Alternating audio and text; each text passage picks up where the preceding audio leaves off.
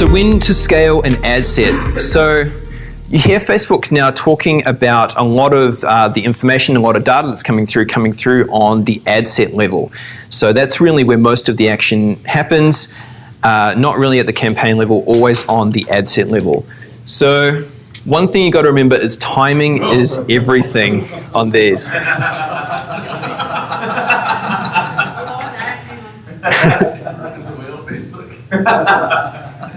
Yeah, so the whale's Facebook and the penguin is your money.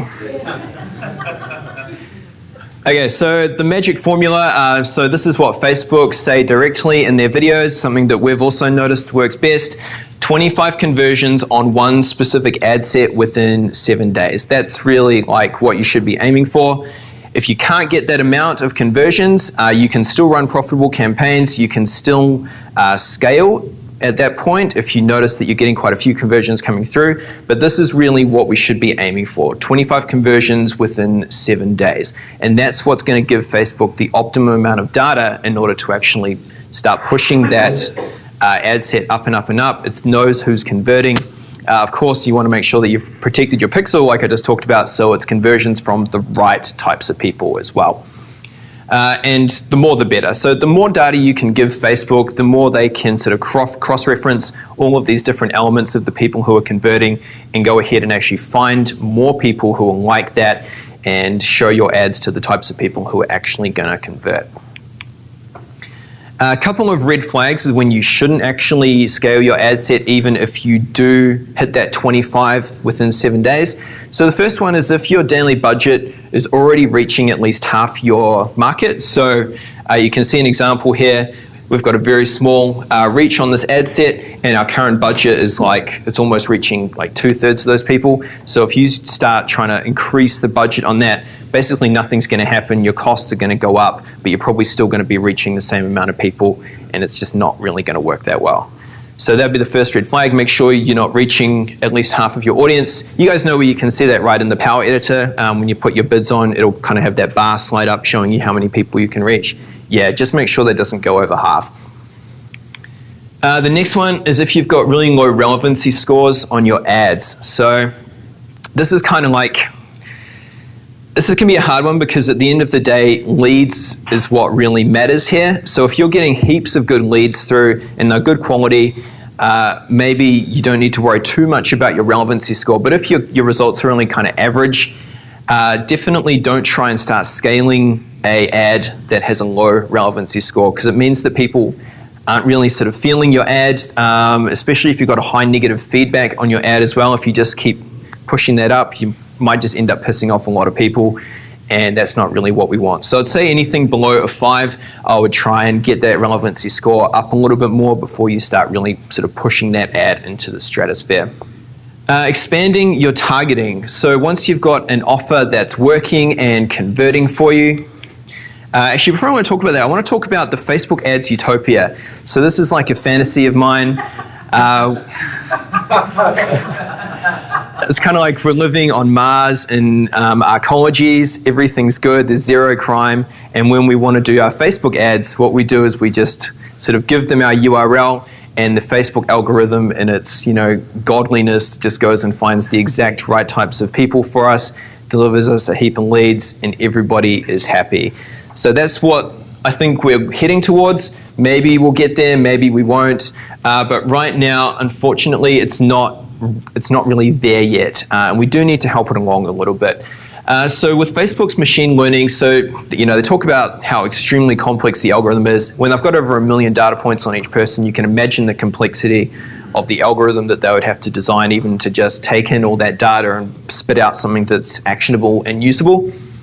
And they use that learning to discover and predict who responds to what type of ad, what type of offer, that sort of thing. So what we need to do and what we kind of come up against here is what I would call the segmentation dilemma. And this is really, what it comes down to is if you've got a campaign, if you have one ad set with 20 conversions, that's actually better for Facebook than having 2 ad sets with 10 conversions each. The reason for that is that they make decisions on the ad set level. So if you've got one ad set with 20 conversions, then they can use that. Whereas if you've just got one ad set with 10 conversions times 2, I'm explaining this really badly, the more conversions on one single ad set, the more data that one ad set has, and that allows them to better predict who is going to convert. Does that kind of make sense what I'm talking about there? Yeah. So you want to try and concentrate all of your conversions, like you want to converge it down onto really, ultimately, like what would be best is just one ad set, because then all of that machine learning that's happening is on one specific ad set, and Facebook can use all of the data to predict who's going to convert better. But at the same time, of course, if you just got one ad set, that means you've got very little control about who's actually seeing your ads, and you can't segment and you can't do your own testing and everything like that. So even though when you have more ad sets, you've got more manual control, but less machine learning for Facebook. So that's kind of the dilemma that you go up against. I think really it comes down to here a short-term versus long-term. So short-term, having more manual control is going to get you better results, because you can decide, hey, just show ads to this specific age and gender with these specific interests and that kind of thing. But you're narrowing your audience down by doing that.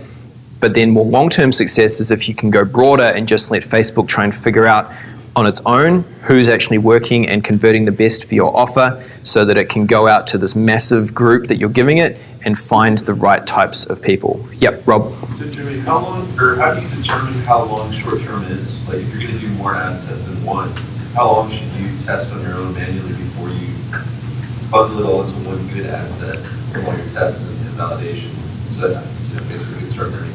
Yeah, so it's actually the next slide.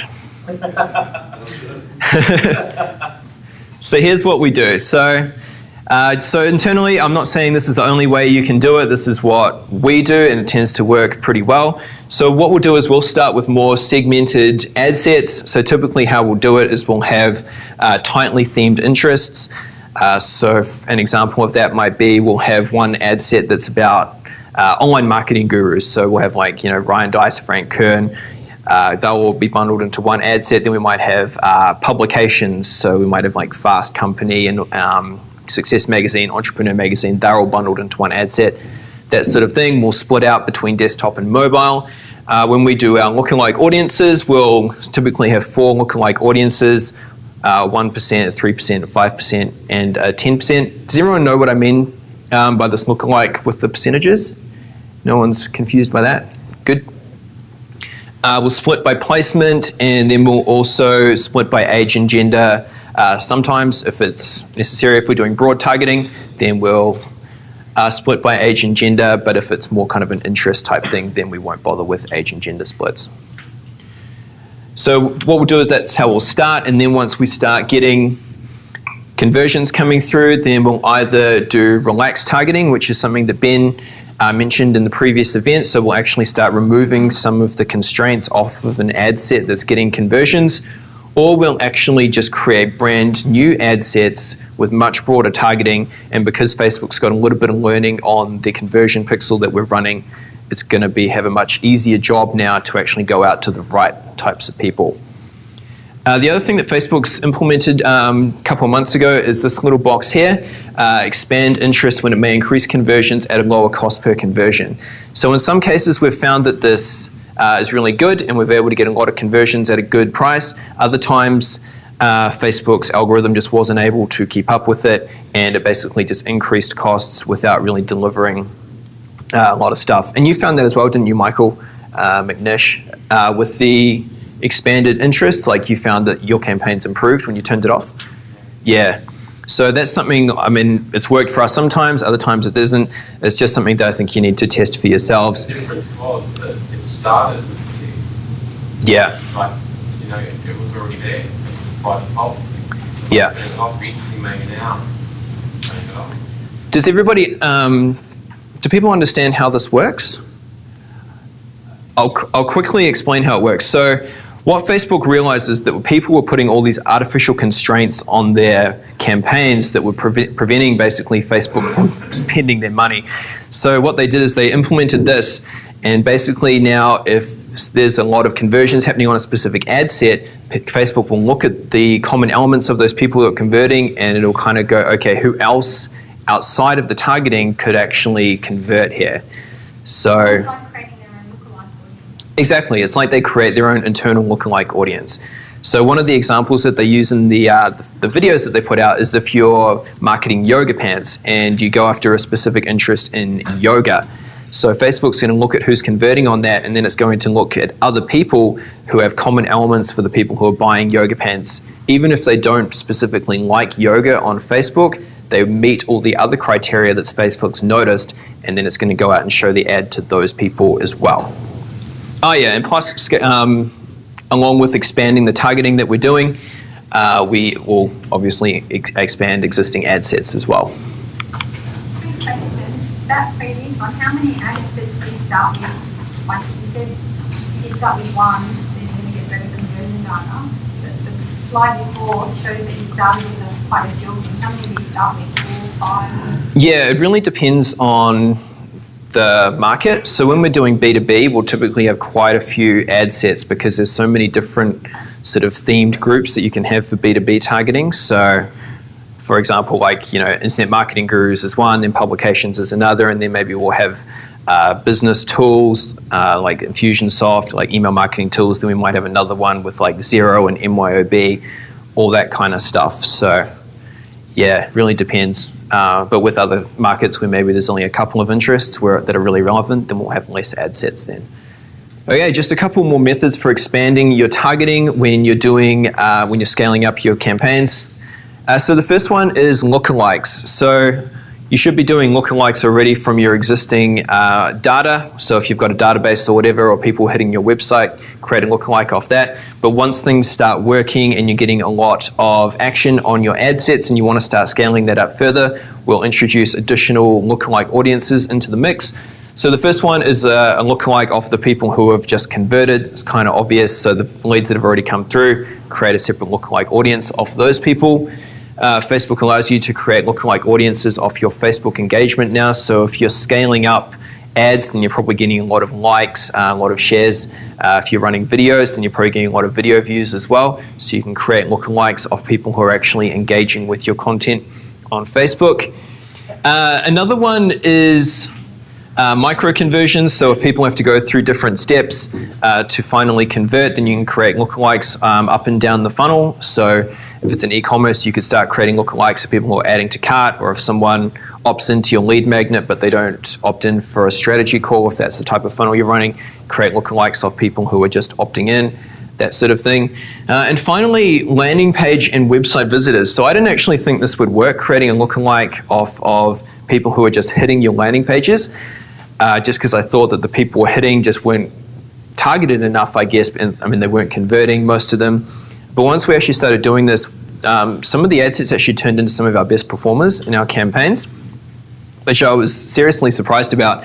And I think the reason is if your ad kind of qualifies your target market before they click, then you've got like a really good audience there of people who have clicked the ad and landed on your web page. So if your ad's very curiosity focused and it doesn't really qualify people, then it might not work. But if you're saying things like, attention realtors, there's this new service available, whatever, where probably only realtors are going to be clicking on that ad, then creating a lookalike off of your landing page visitors for those types of people can be a really effective way for you to reach additional realtors. And the beauty about using lookalikes is it's your proprietary audience as well. So you're kind of getting beyond sort of the typical interest targeting that all of the other advertisers are going after. Like in your case, DJ, so it's loan officers that you go after? Yeah, we're targeting loan officers. Yeah, so maybe for you might start off with targeting job title, loan officer or whatever. But anyone else who wants to go after loan officers, they're going to be using the exact same targeting, right? And it's the same with everything else. But if you're able to create these lookalike audiences of the loan officers who have already hit your website, then Facebook's actually going to look at those common elements and hopefully find other loan officers on Facebook, but maybe they just didn't put their job title in or that kind of thing. So you can find, yes, I mean, not everyone puts their job title in their profile. So you're able to find additional people in your target market using that lookalike strategy. Yeah. Remarketing, pretty straightforward. I'm sure everyone knows how remarketing works. Just remarketing to unconverted visitors, people who go through the funnel to a certain point but don't convert, just remarket them back to that point. Pretty easy. and also Facebook engagement as well. So people who are watching your videos, maybe doing a subscription for a lead magnet or something like that, can remarket to those people. Pretty, not much to say about that, I don't think. This is something else that I've heard. This is anecdotally. We haven't actually really done much with this, but it's something that I've heard other Facebook people talk about. If you really want to extend your campaign really wide, is actually creating a new campaign with a different objective. So if you start off going for conversions, then once you kind of max that out, then you might want to create a new campaign that's going for clicks, because Facebook has different ideas about people who click versus people who convert. Like I said, we don't really have any firm stats on that one, but it might be something that's worth testing if you wanted to go down that route.